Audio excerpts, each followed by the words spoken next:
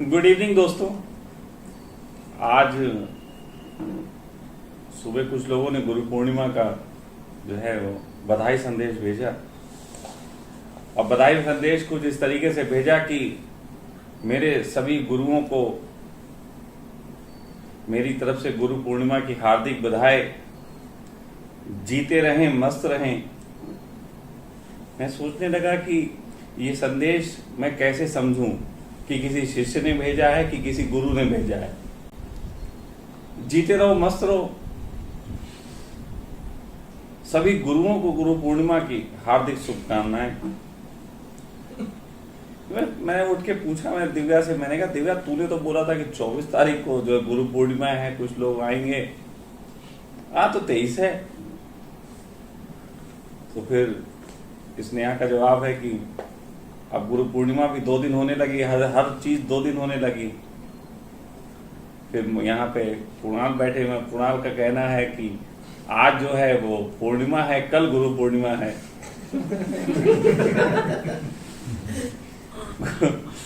सच कहें तो गुरु कंफ्यूज, शिष्य कंफ्यूज। बस बल्ले बल्ले जो है वो पंडितों की है। 2 दिन की गुरु पूर्णिमा। तो गुरु पूर्णिमा पे मैं सोचा कुछ बोलूं, कुछ कहूं। तो फिर मैंने गूगल सर्च मारा, क्योंकि आजकल जितना ज्ञान गूगल के पास है शाब्दिक, उतना किसी के पास नहीं। फिर सोचो गूगल पे क्या क्या मिला होगा। गुरु पूर्णिमा की बड़ी नई नई परिभाषाएं हमें सुनने को मिली। एक जगह लिखा था गुरु पूर्णिमा, ये तो मां के लिए कहा गया है, मां ही पूर्ण गुरु होती है। फिर कहीं पे ऐसी परिभाषा भी थी कि गु माने अंधेरा, रू माने उजाला, तो गुरु वो जो तुम्हारे अंधकार में प्रकाश भर देता हो।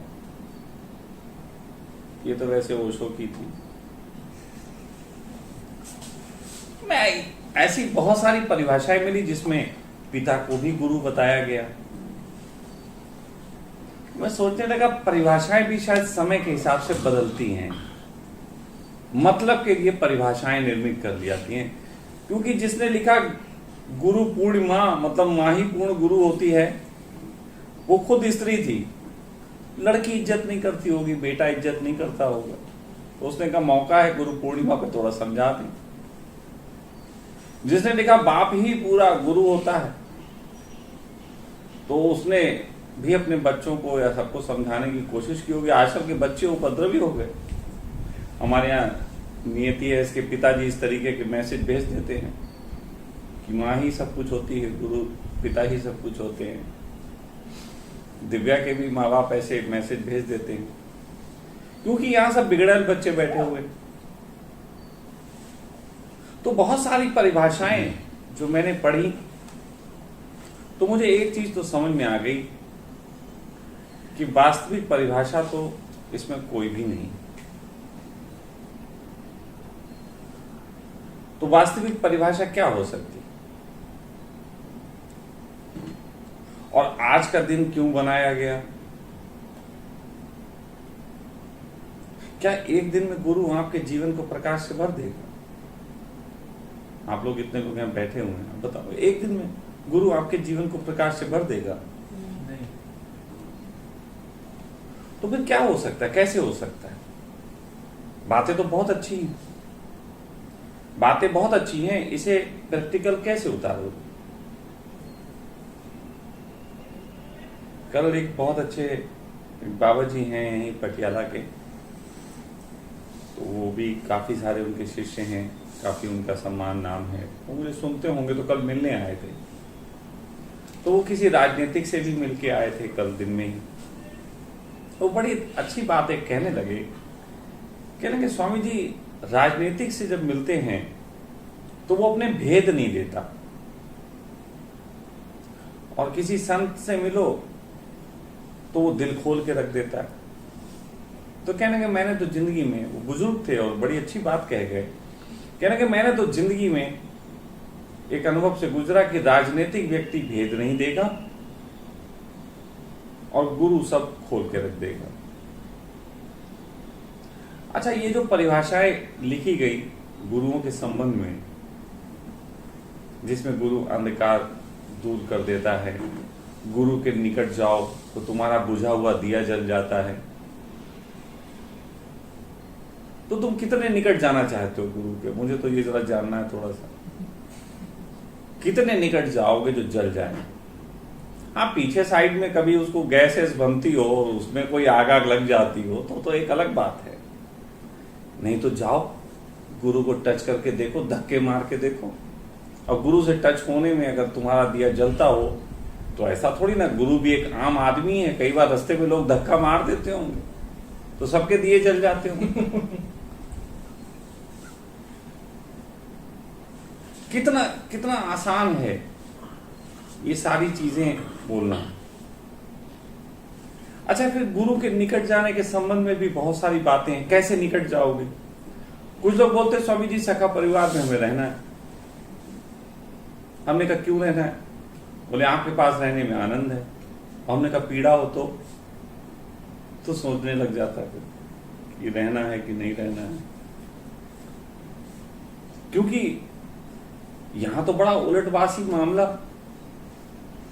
यहां तुम रहने की चाह से भर जाओ। तुम क्या सोचते हो तुम्हारा जो तुम मांग रहे हो मैं वो तुम्हें दूंगा?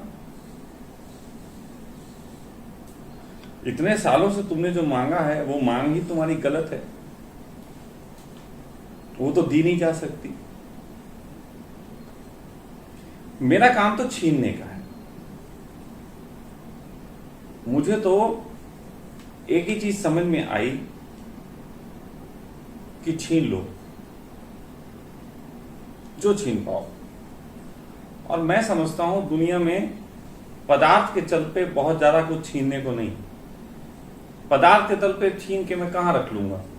एक छोटा सा मेरा शरीर है, मैं कितनी चीजें छीन के अपने हाथ में रख सकता हूं। लेकिन हाँ, एक बात है कि तुम्हारे मन के लेवल पे बहुत सारी चीजें ऐसी हैं जो छीनी जा सकती हैं, बहुत ज्यादा।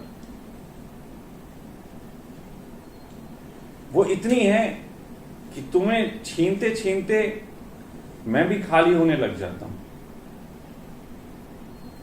और ज्यादा। यूं ही बात चलती थी, आज दिन में भी चली थी और पहले भी कुछ दिन पहले चल रही थी कि कृष्ण ने ये कहा कि महाभारत जो था वो एक धर्म युद्ध था और धर्म की विजय हो गई थी। अब जब धर्म की विजय हो गई थी तो महाभारत के बाद से कलयुग का आरंभ कैसे हो गया? थोड़ा सोचने का विषय। तो जब जिन्होंने ये बात कही उन्होंने कहा स्वामी जी मेरे हिसाब से तो कोई धर्म युद्ध नहीं था। मैंने कहा ये बात कही किसने की? बोले ये बात कृष्ण ने कही। तो हमने कहा धर्म युद्ध तो था। तो उन्होंने कहा कैसे? हमने कहा धर्म युद्ध इन अर्थों में था कि कृष्ण अपने को ही केंद्र में मान के बात कह रहे हैं। तब कृष्ण कह रहे हैं अहम ब्रह्मास्मि, मैं ही ब्रह्म हूं, और वो ये कह रहे हैं कि धर्म युद्ध है, मैं ही धर्म हूं। तो कृष्ण जिस पाले में होंगे उसको जीतना जरूरी हो जाता है। कृष्ण जिस भी पाले में होंगे उनका जीतना बहुत जरूरी हो जाता है। अगर वो जीते ना, अगर वो हार जाते तो धर्म युद्ध में किस चीज का नुकसान होता? आपको मालूम है कि महाभारत जो लड़ी गई, महाभारत में लोग समझते हैं कि महाभारत में युद्ध जीतने के बाद उनको राज्य मिल गया। नहीं, महाभारत में गीता की कीमत बढ़ी। अगर इतने लोग उस समय न मरे होते तो आज गीता कोई पढ़ता भी नहीं। वो धर्म युद्ध था, और धर्म युद्ध के साथ कमाल की बात है कि जो गीता उपजी थी वो उस युग से लेके 5000 साल बाद आज के युग तक कारगर है।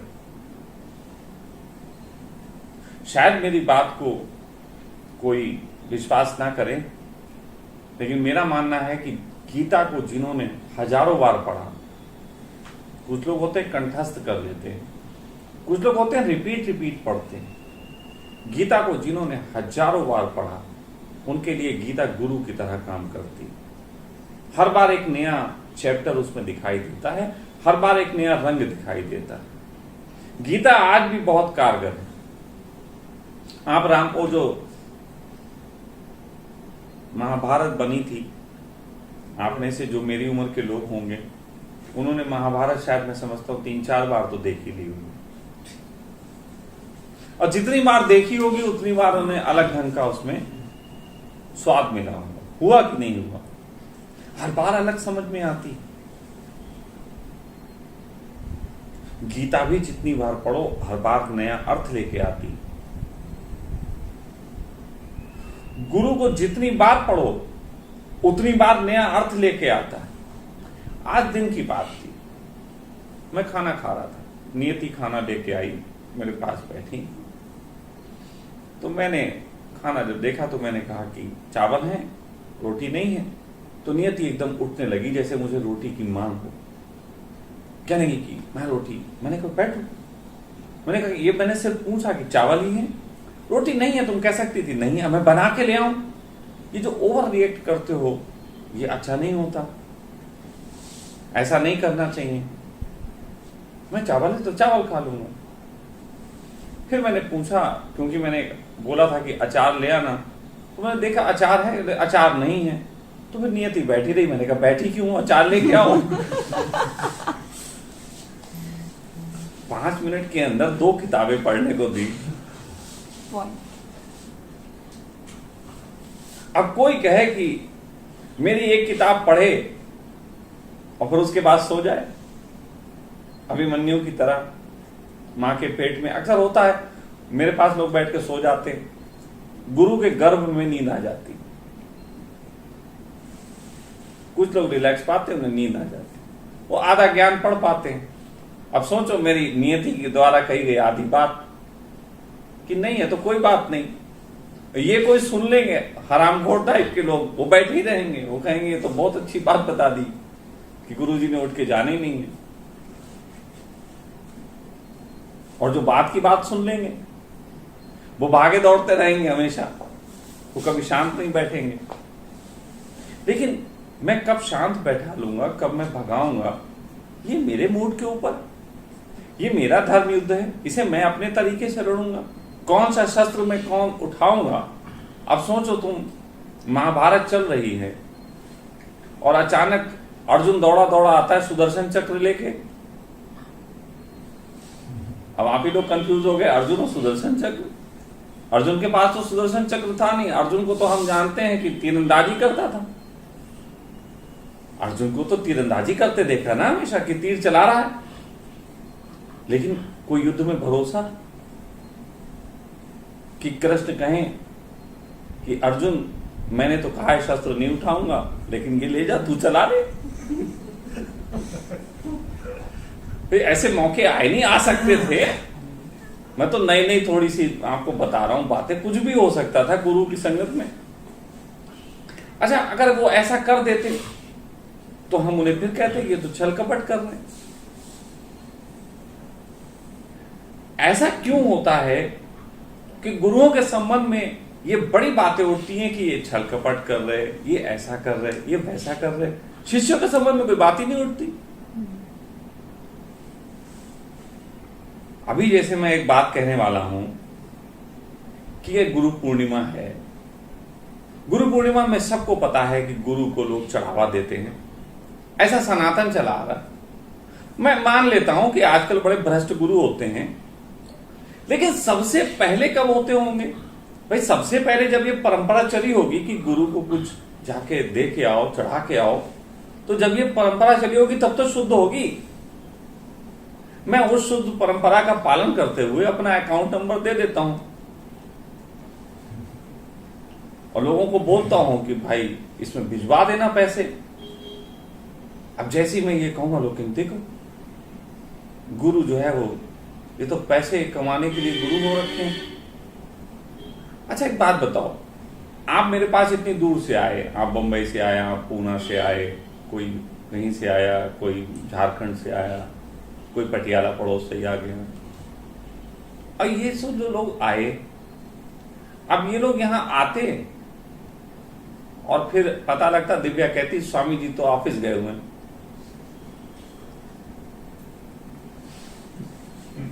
कैसा लगता सुनने में?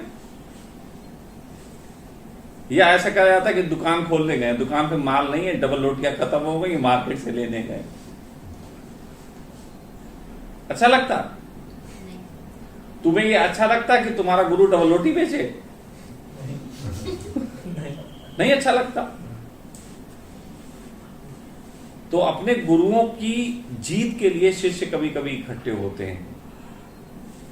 एक महाभारत में धर्म युद्ध था कि जिसमें कृष्ण एकमात्र धार्मिक व्यक्ति थे और पूरा युद्ध 1 अरब 20 करोड़ लोगों को मरवा दिया उन्होंने धर्म युद्ध के नाम पे, लेकिन वहां धार्मिक केवल वही थे।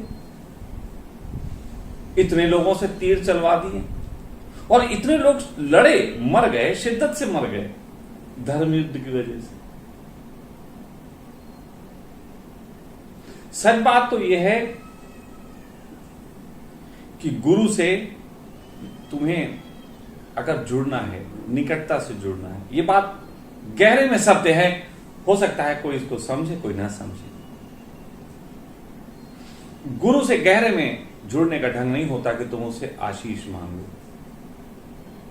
गुरु से जुड़ने का ढंग नहीं होता कि तुम उससे आनंद मांगो, ध्यान मांगो, मुक्ति मांगो। ये नहीं होता। सच बात तो यह है कि गुरु एक युद्ध लड़ रहा है, एक सत्य का युद्ध लड़ रहा है। उस युद्ध में उसके सारथी बनना है तुमको। तुम उसे अपना सारथी बनाने को लगे पड़े।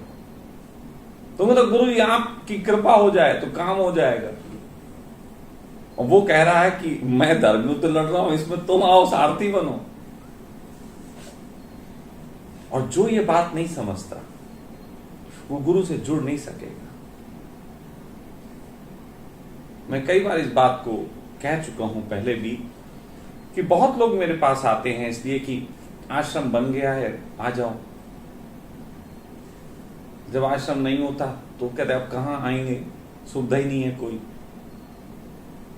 लेकिन दिव्या तो तब आई थी जब मेरे पास रहने को भी सही से नहीं था, 2 बिस्तर भी नहीं थे। और तब मैंने उससे कहा था बेटा मैं ये अपने भाव के तहत, क्योंकि मेरा भाव है, आप आते हो तो मैं आपके लिए तैयारी करता हूं, लेकिन ये मेरा भाव है कि मेरे पास नहीं है तो भी कह देता हूं भाई नहीं है, आप क्यों तकलीफ में पड़ेंगे। इंसानियत के भाव के तहत मैंने वो दिव्या से भी कहा, लेकिन दिव्या ने कहा नहीं, मैं आश्रम आपको थोड़ी ना बनाना है, जो आपको करना आप कर चुके, अब हम करेंगे। अरे इतना क्या काफी है कि आप जल गए, अब आपके इस लॉ को हम दुनिया में पहुंचाएंगे। अब एक तो लालटेन खुद जले, एक तो सोचो कोई दिया बड़ी मुश्किल से जला, अब दिए से तुम कहो अपने पैर लगाओ और खुद लोगों तक रोशनी पहुंचाओ। ये कोई होता है? दिए को तो तुमको अपने हाथ में लेके और एक हाथ से बचा के कि बुझ ना जाए और लोगों तक ले जाना पड़ेगा। दिया खुद नहीं जाएगा। और सोचो कि कोई अपने हाथ में दिया पकड़े है और लोगों तक रोशनी लेके जा रहा है, क्या इसको जलने की जरूरत है या ये जल चुका है? सोचने वाली बात है। जो आदमी दिया लेके दूसरे के तक रोशनियां पहुंचा रहा है, ये तो जल गया, इसे अब कहां जलने की जरूरत रही?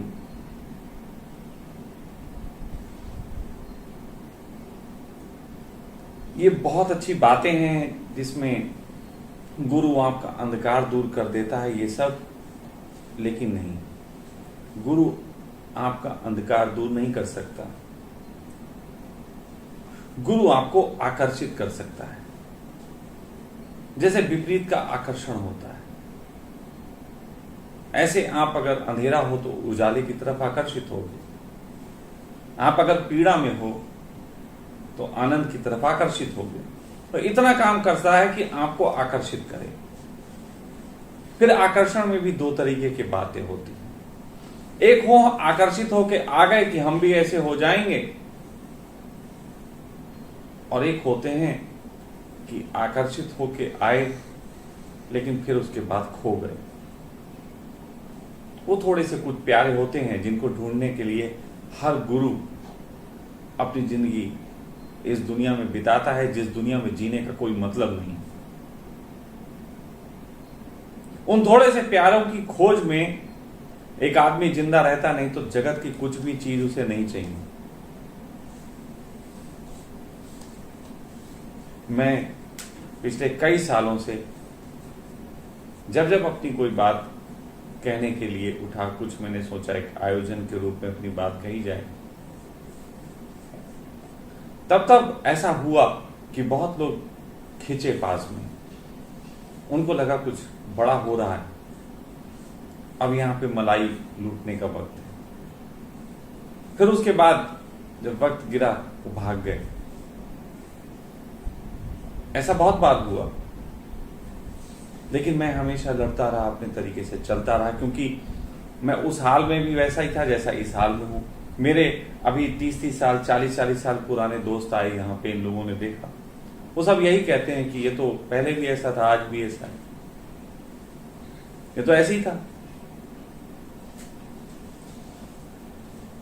हाँ, ये बात अलग थी कि वो सब भी जानते हैं कि एक दौर ऐसा आया था मेरा जिस वक्त उन्होंने भी साथ छोड़ा था। वो भी जानते हैं कि उस वक्त वो मुझे सही नहीं मानते थे। दिया एक वक्त इतना काला हो जाता है जलते जलते कि लोग उसके निकट नहीं आना चाहते। आप देखो, आप दिवाली पे दिए खरीदती हैं, महिलाएं खरीदती हैं, जो पुरुष भी खरीदते हैं। आप भी दिए देख के खरीदते हैं। कभी किसी ने कोई काला दिया खरीदा जो थोड़ा सा आंच जिसमें ज्यादा लग गई हो, वो हटा देते हैं, ये वाला नहीं चाहिए, उजाला दिया चाहिए। और जो भी उजाला देगा वो काला पड़ेगा।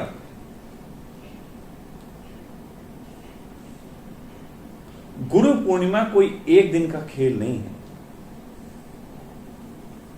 गुरु पूर्णिमा संकल्प का दिन तो बन सकता है कि हम सब संकल्प लें कि इस राह पे चलने के लिए, इस धर्म युद्ध में इस आदमी के हम सहयोगी बनेंगे। दिव्या है, दिव्या का एक बड़ी आकांक्षा रही पहले दिन से आज तक, जब ये आई नहीं थी तब से आज तक, कि हम स्वामी जी को इतना फैलाएं कि लोग इन्हें गूगल में सर्च करें। तो अभी कभी रास्ते पे चलते चलते कुछ लोग मिल जाते हैं, आप सखा जी, तो दिव्या खुश हो जाती है, दिव्या को अच्छा लगता है। हमारे शहर के लोग मिलते हैं, है यार हम आप तुम्हारे वीडियो देखते हैं और बड़ा अच्छा लगता है, तो अच्छा लगता है। उसको ऐसा लगता है कि ये चीज अच्छी है। अभी हम 2 दिन की यात्रा पे थे, रात में 1-1 घंटे मुश्किल से सो पाए, लेकिन वहां पे एक आदमी मिला, मेरे शहर का ही था। अचानक रास्ते में रोक लिया उसने मुझे, अरे यार शशांक, तुमने तो कमाल कर रखा है, तुमने तो मोदी की धज्जियां उड़ा रखी, तुमने तो ये कर रखा, वो कर रखा। बड़ा खुश हुआ। वहां से जब उससे मिल के आगे बढ़े तो दिव्या ने मुझसे कहा,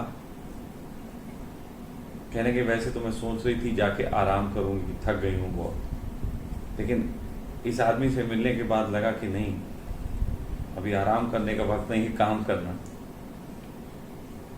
वो काम उसका जो भी है, भले ही वो वीडियो डालती है, भले ही वो आप लोगों के लिए रिकॉर्डिंग लगा के बैठ जाती है, जो भी करती है, लेकिन वो उस युद्ध का एक हिस्सा है।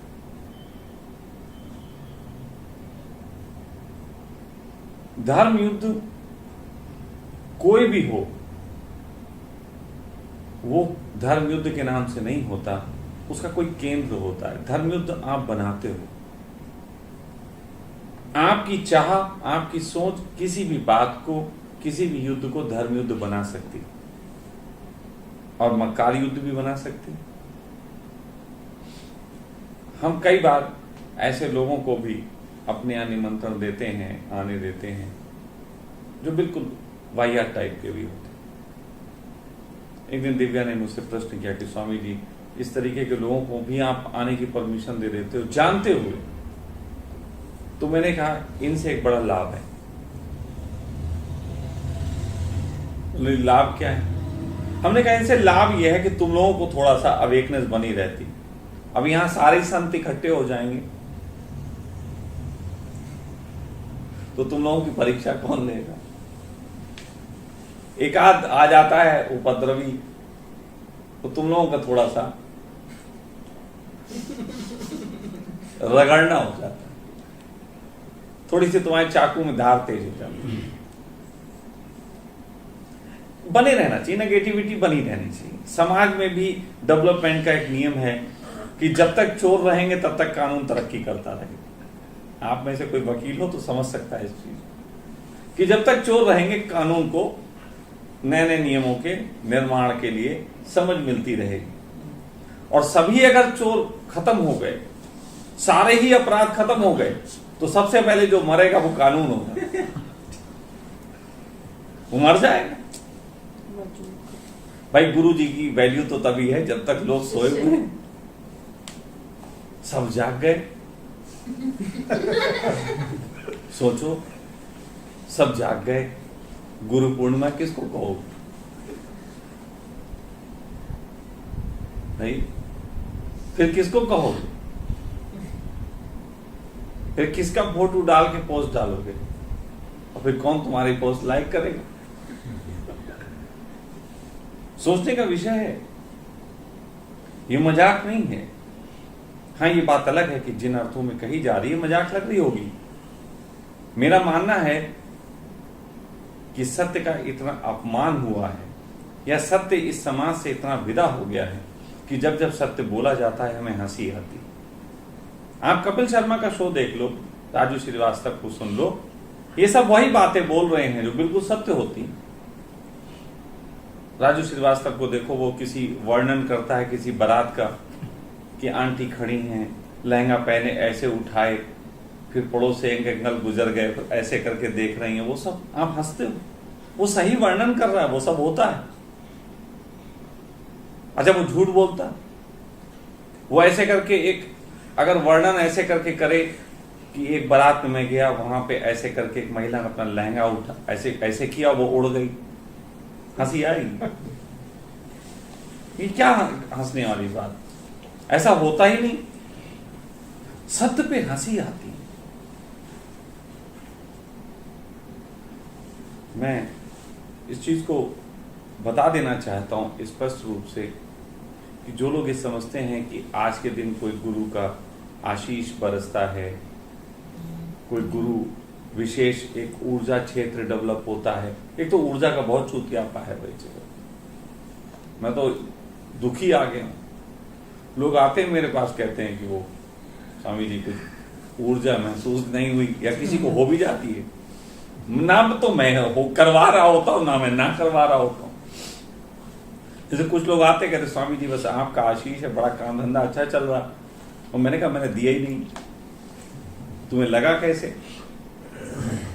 सोचने वाली बात है। मैं कुछ नहीं कर रहा, मैं विशेष कुछ भी नहीं कर रहा, मैं जैसा हूं। ना मैं किसी पे कृपा कर रहा हूं, ना मैं किसी को श्राप दे रहा हूं। मैं तो सिर्फ अपने जीवन को आपके सामने खोल के रख रहा हूं।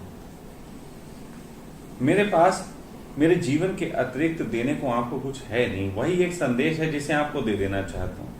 अच्छा बुरा जैसा भी होता है। मेरे ऐसे वीडियो हैं जिसमें मैं पीड़ा में हूं, रो रहा हूं। मेरे ऐसे भी वीडियो हैं जिसमें मैं नाच रहा हूं, मौज कर रहा हूं। गुरु के साथ जीने की कला, और जीने की कला नहीं कि संग में रह रहे हैं। मेरे साथ बहुत लोग बच्चे रहते हैं, ये सब जानते हैं कि इनकी बीच बीच में क्लास लगती। क्लास तब लगती है जब ये केवल जीने लग जाते, जब ये सिर्फ रहने लग जाते। ये युद्ध में शामिल नहीं हो रहे होते, तो लगता है कि ये व्यर्थ समय गुजार रहे हैं आप। ये तो एक युद्ध चल रहा है, लगातार एक अनवरत युद्ध है। ये कोई रुक थोड़ी ना गया है कि रेस्ट कर लेंगे।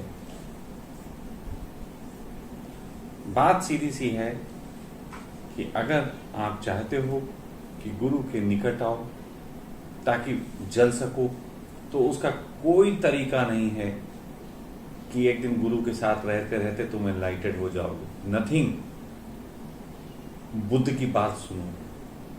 कहते हैं कि बुद्ध का एक सन्यासी जाग गया। उसके बारे में बुद्ध ने घोषणा की कि ये जागा। उससे पूछा कि तू अब क्या करेगा? उसने कहा आपका संदेश लोगों तक पहुंचाऊंगा। संदेश दिया? दिया ही तो है। उन्होंने कहा वो संदेश पहुंचाने तू जाएगा, लोग तुझे मारेंगे पीटेंगे, तो तू क्या करेगा? उसने कहा मैं समझूंगा ये प्रसाद है। उसके बारे में बुद्ध ने कहा कि वो जाग गया। सोचो कि जागरण का बहुत अर्थ नहीं है कि अब उसको स्वयं को ज्ञान मिल गया, अब वो अपनी बकबक करेगा, अगले दिन से अपना आश्रम खोल लेगा अलग, वो वही बात करेगा। मुझसे कई बार लोग कहते हैं, ये आरोप लगाते हैं इस तरीके का, वो कहते हैं कि आप ओशो की बात कह रहे हो। ये बात अलग है कि मेरी कोई भी बात ऐसी नहीं हो सकती जो ओशो की बात से मिलती ना। ये बात भी अलग है कि मैंने पढ़ा नहीं, मैं पढ़ता नहीं, जीवन जिया वैसा वैसा ही हो गया, रांझा रांझा करते आप ही रांझा हुई।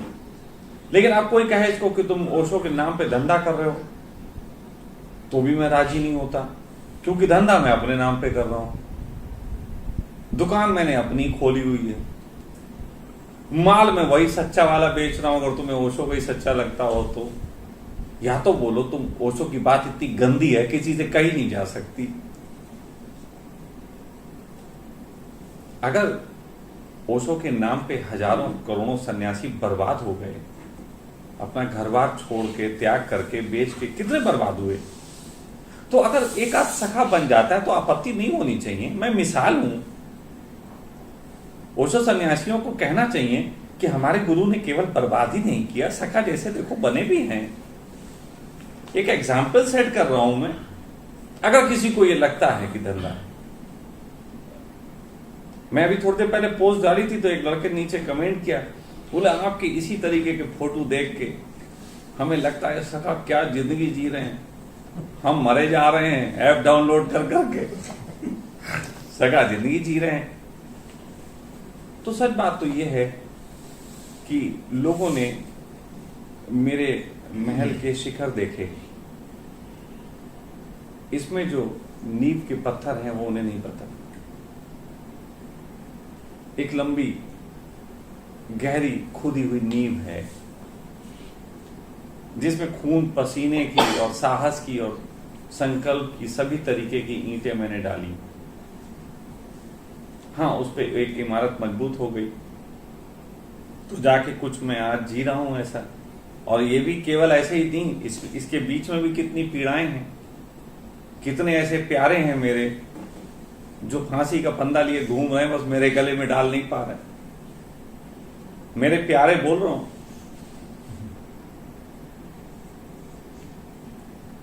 लेकिन ये राह गुरु होने की राह नहीं। गुरु कोई पैदा नहीं होता, ना ही गुरु कोई बन सकता है। एक परिस्थितिगत किसी का जीवन इस योग्य हो जाता है कि किसी के लिए देशना का काम करने लगता है, बस वहां पे गुरु हो जाता है। गुरु कोई बना जा सकता है, गुरु नहीं बना जा सकता। दुनिया में लोग सोचते होंगे कि हम गुरु बन जाएं, कितने लोग और ऐसी चक्कर में गुरु बन जाते हैं। वो मेरे कुर्सी पे बैठा हुआ फोटो देख के गुरु होने की सोच रहा होगा कि छोड़ो ऐप डाउनलोड करना, कल से लेक्चर देना शुरू करते हैं। अब उसे पता नहीं कितने बवाल हैं इसमें। मैं यहाँ पे आप लोगों के बीच आज गुरु पूर्णिमा वाले दिन अपनी बात को विराम करते हुए सिर्फ इतनी ही चीज कहना चाहूंगा कि जो अपने गुरु के लिए युद्ध नहीं लड़ा वो नहीं जला। गुरु के लिए युद्ध लड़ना पड़ेगा। और वो महाभारत बहुत बड़ी है, उसमें, उस धर्म युद्ध में जो लड़ रहे हैं वो सब वो लोग हैं जो तुम्हारे आदर्श हैं। जब तुम मेरे साथ होके मेरे लिए लड़ना शुरू करोगे तो तुम्हें अपने आदर्शों से टकराना पड़ेगा। तुम्हारे माता पिता तुम्हारे आदर्श, तुम्हारा समाज तुम्हारा आदर्श, तुम्हारे काम धंधे, ये सब जो तुम्हारे आदर्श है ना, इनसे ही युद्ध है, इनकी ही हत्या है। मात्र कृष्ण के संगत में आने की वजह से अर्जुन को ऐसे ऐसे लोगों की हत्या करनी पड़ी जिनसे वो प्रेम करता था, या ऐसा कहें मोह रखता था। तो अगर गौर से देखो तो महाभारत में कृष्ण ने अपने साथ लेके, अपने को केंद्र में डाल के सबके मोह की हत्या करवा दी। गौर करो, मैं भी यही करता हूं। मैं तुम्हें अपने साथ लेता हूं और तुम्हारे मोह की हत्याएं करवाता हूं। हाँ, कुछ होते हैं जो एक लिमिट बाद टूट जाते हैं, बोले अब ना हो पाएगा। और मेरे तो हालत ये है, तुमने कह दिया अब ना हो पाएगा, मैं थोड़ा और। अभी ये बच्चे थक गए थे, बहुत काम कर रहे थे ऊपर आप लोगों के लिए सब तैयार करने में, ये बहुत थक गए। जब ये बहुत थक गए तो मैंने कहा बस वो एक बेड खोल के नीचे आना है और एक वो अलमीरा उतरनी है, बस। तो इसमें तो जान चली जाएगी। अच्छा, वो सब भी हो गया तो बोले सब अब ये भारी काम निपट गया, हमें अब वो छोटा छोटा और पहुंचना है ऊपर।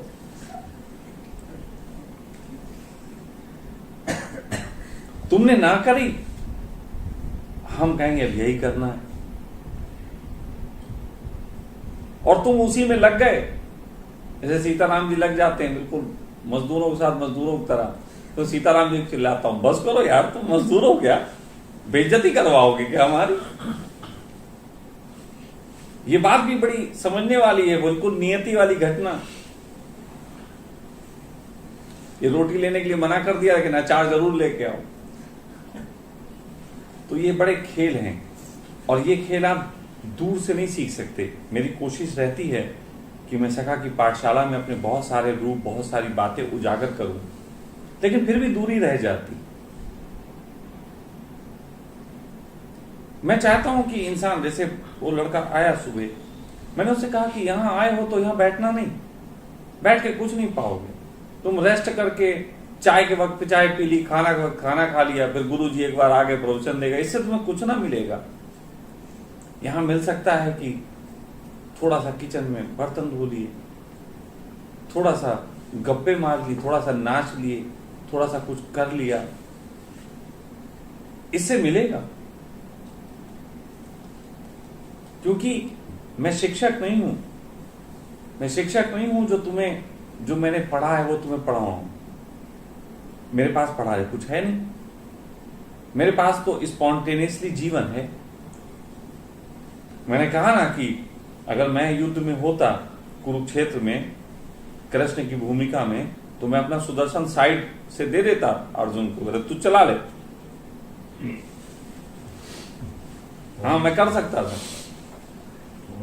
बहुत सामदान दंडभेद किए, एक और सही, मेन तो धर्म युद्ध है। तो बस यही जानो, अगर आप इसमें लड़ते नहीं हो, आप जिसको भी गुरु मानो, अगर उसकी देशना के लिए आपके अंदर युद्ध नहीं है तो आप समझो कि कुछ नहीं। एक जमाना था जब मैं ओशो की माला पहन के घूमता था, तो मेरे पास लोग आते थे और वो कहते थे कि तुम जो बात कह रहे हो ओशो ने ये कहा है, हम कुछ कह देंगे बुरा लग जाएगा। मैं कहता हटाओ ओशो, हमसे निपट लो, पहले हमसे लड़ लो, उसके बाद हम फिर ओशो तक जाना। मैं लड़ता था, माला उनकी होती थी, युद्ध मेरा होता था। सिर्फ आज मेरे पूरे शहर में आप जाके पूछ सकते हैं और पता लगेगा कि हाँ, एक ओशो का दीवाना। ये बात अलग है कि ओशो के सन्यासी मुझे नहीं मानते, क्योंकि उनकी भी कुछ बदतमीजियां हैं जिसका मैं विरोध कर रहा हूं। समाज की कुछ बदतमीजियां हैं जिसका मैंने विरोध किया, तो उस जगत में भी कुछ समाज बन गया है जिसका मुझे विरोध करना। चलिए आज इतना ही, और गुरु पूर्णिमा पे हम लोग फिर बैठेंगे, दारू शारू पियेंगे, मस्ती करेंगे, ऐश करेंगे, अय्याशी होती नहीं आपको, अभी करेंगे कुछ ऐसा।